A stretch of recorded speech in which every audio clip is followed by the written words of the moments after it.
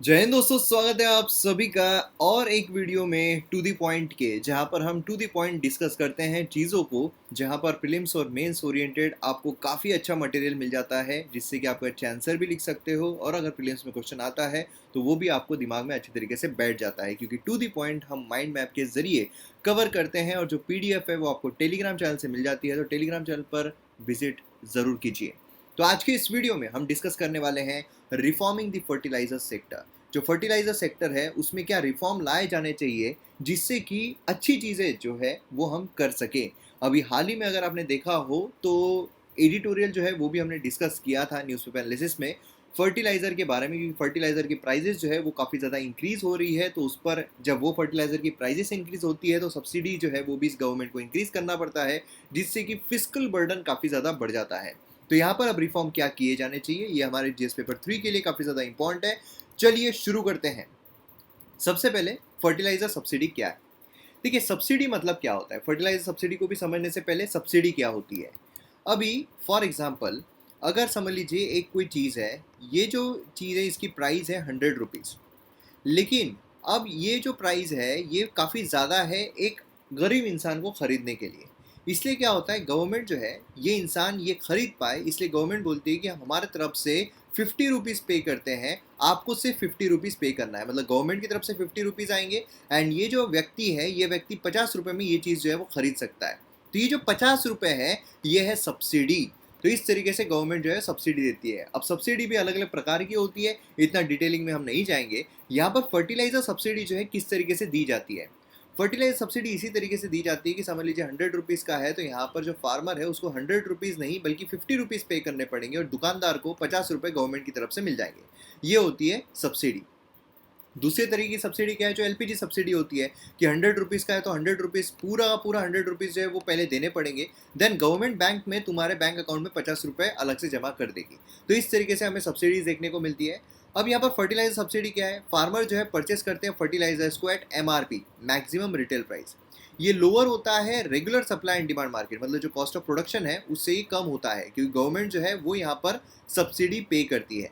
अब यहाँ पर नॉन यूरिया फर्टिलाइजर अगर हम देखते हैं तो ये डीरेगुलेटेड है, मतलब ये यहाँ पर जो कंपनीज है वो यहाँ पर रेगुलेट करती है।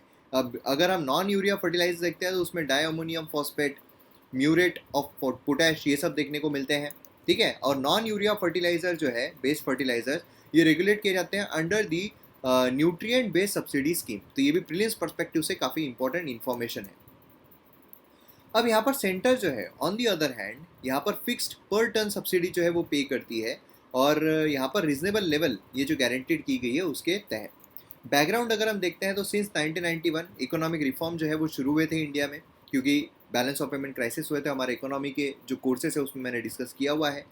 काफ़ी सारे अटेम्प्ट किए गए ताकि फर्टिलाइजर सब्सिडी को हम यहाँ पर क्या कर सके, रिफॉर्म कर सके, क्योंकि फर्टिलाइज़र बहुत इंपॉर्टेंट है। अभी अगर आप देखोगे तो काफ़ी ज़्यादा एग्रीकल्चर में इस्तेमाल होता है, प्रोडक्टिविटी इंक्रीज़ करने के लिए इस्तेमाल होता है। अब यहाँ पर जो फर्टिलाइजर सब्सिडी है वो काफ़ी उसके प्राइजेस इंक्रीज़ हो रहे हैं, और वो इंक्रीज़ ना हो इसके लिए यहाँ पर गवर्नमेंट जो है उसने स्टैब्लिश किया सेंट्रल फर्टिलाइज़र पूल। ठीक है, अब इसके तहत क्या होता है कि यहाँ पर इक्विटेबल डिस्ट्रीब्यूशन जो है फर्टिलाइजर्स को, ये यहाँ पर फेयर प्राइजेस पे ऑल ओवर द कंट्री मिल सके, ताकि एक जगह पर प्राइजेस जो है वो इंक्रीज ना हो। तो ये गवर्नमेंट चेक करती रहती है।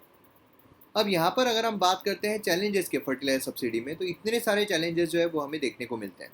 क्या है, सबसे पहला तो है पॉलिसी चेंज। फार्मर जो है वो बैलेंस्ड यूज की तरफ जाना चाहते हैं, लेकिन पॉलिसी प्राइजेस जो है वो काफ़ी चेंज हो जाते हैं, जो समझ लीजिए कि कभी कभार अच्छे होते हैं, कभी कभार बुरे होते हैं। इस तरीके का हमें देखने को मिलता है। इम्प्रॉपर यूज़, फर्टिलाइज़र जो है उसका भरमार, क्योंकि सस्ते में मिल रहा है, लो भैया पटक पटक के मारो। तो इस तरीके से फर्टिलाइज़र का बहुत ज़्यादा इस्तेमाल होता है, जिसकी वजह से प्रोडक्टिविटी जो है वो भी डिक्रीज़ हो जाती है ना। तो ऑलमोस्ट यहाँ पर MRP जो है वो अगर आप देखोगे तो काफ़ी सेल इंक्रीज़ हो रहा है, और इम्बैलेंस तरीके से फर्टिलाइजर्स का इस्तेमाल हो रहा है। अब इम्बैलेंस तरीके से होगा तो सॉइल की फर्टिलिटी डिग्रेड हो जाएगी। मतलब क्या होगा, एनवायरमेंटल इम्पैक्ट जो है वो यहाँ पर हो जाएगा। मतलब एडवर्स एनवायरमेंटल इम्पैक्ट जो है वो यहाँ पर केमिकल फर्टिलाइजर्स की वजह से होता है, जिसके सोसाइटी जो है वो काफ़ी ज़्यादा सफ़र करती है ना। एंड देन उसके बाद इंटर स्टेट डिस्पैरिटी, यहाँ पर वेरिएशन जो है सब्सिडी कंटेंट में काफ़ी ज़्यादा होता है। एक स्टेट में अलग कंटेंट है, दूसरे स्टेट में अलग कंटेंट है, वो भी डिस्पैरिटी जो है वो हमें यहाँ पर देखने को मिलती है। एंड इंटरनेशनल कम्युनिटी में अगर देखा जाए तो प्राइजेस जो है फर्टिलाइजर्स के काफ़ी वोलेटाइल है, इंक्रीज हो जाते हैं। और एनर्जी प्राइजेस जो होती है उससे डायरेक्ट प्रोपोर्शनल होते हैं, इसलिए एनर्जी प्राइजेस इंक्रीज हो गई तो फर्टिलाइजर प्राइजेस जो है वो भी यहाँ पर इंक्रीज हो जाएगी। एंड नेक्स्ट आता है फिजिकल कंसर्न, क्योंकि क्या है यहाँ पर समझ लीजिए 100 रुपीज़ का है, 50 रुपीज़ गवर्नमेंट पे कर रही है, लेकिन अगर ये 150 रुपये हो जाता है तो अब गवर्नमेंट को 100 रुपये पे करने पड़ेंगे ताकि ये जो इंसान है 50 रुपये में ही खरीद पाए। मतलब ये 100 रुपये, 50 के 100 रुपये हो गए गवर्नमेंट को पे करने हैं। मतलब क्या होगा, फिजिकल कंसर्न, यहाँ पर फिजिकल बर्डन जो है काफ़ी ज़्यादा गवर्नमेंट पर इंक्रीज हो जाता है। अब यहाँ पर वे फॉरवर्ड क्या हो सकता है, तो सबसे पहले है भैया सेल्फ रिलायंस, कि इंटरनेशनल मार्केट में प्राइस इंक्रीज हो रहे हैं ना, तो यहाँ पर हम सेल्फ रिलायंट हो जाते हैं। मतलब हम इंपोर्ट जो है फर्टिलाइजर पर उस पर डिपेंडेंट नहीं रहते हैं, सिंपल सी बात है। देन न्यूट्रिएंट बेस्ड सब्सिडी जो है प्रोग्राम, उसको एक्सपांड करो।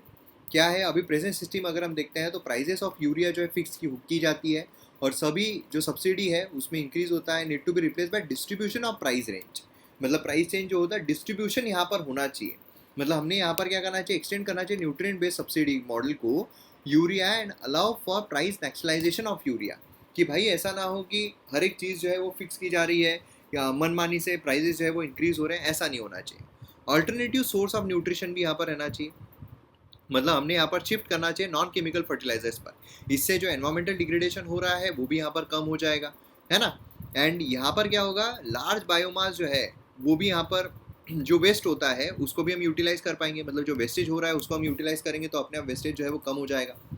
एंड फर्टिलाइजर की इफिशियंसी को इम्प्रूव करना, इंडिया ने जो फर्टिलाइजर की इफिशियंसी उसको इम्प्रूव करने पर अटेंशन देना चाहिए।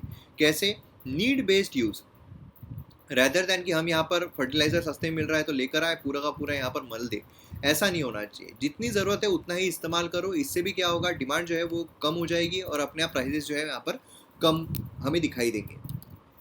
अब यहाँ पर कंक्लूजन के तौर पर अगर हम देखते हैं तो फर्टिलाइजर सब्सिडी जो है ये यहाँ पर चेंज अगर हम उसमें लाते हैं तो ये एग्रीकल्चर में प्रोडक्टिविटी को भी एनहांस करेगा, जो क्लाइमेट चेंज है उसको मिटिगेट भी करेगा, उसमें भी हेल्प करेगा, केमिकल फर्टिलाइजर्स को ऐसा अल्टरनेटिव भी यहाँ पर प्रोवाइड करेगा, एंड फिजिकल इम्पैक्ट जो फर्टिलाइजर सब्सिडी का है उसमें भी यहाँ पर बैलेंस लेकर आएगा। तो ये सारे बेनिफिट जो है वो इसके हमें देखने को मिलेंगे। तो इस तरीके से हमें यहाँ पर जो रिफॉर्म्स है फर्टिलाइजर सेक्टर में वो देखने को मिलते हैं, एग्जाम में आपको काफ़ी हेल्प करेगा। तो जो PDF है वो आप टेलीग्राम से डाउनलोड ज़रूर कीजिएगा, and MM academy app download नहीं किया है तो वहाँ पर ज़रूर कीजिए, क्योंकि various courses, modern history, ancient history, polity, geography, बहुत सारे कोर्सेज आपको देखने को मिलेंगे जो आपको एग्जाम में काफ़ी ज़्यादा फायदा दिला सकते हैं। तो मिलते हैं हम अगली वीडियो में। जय हिंद।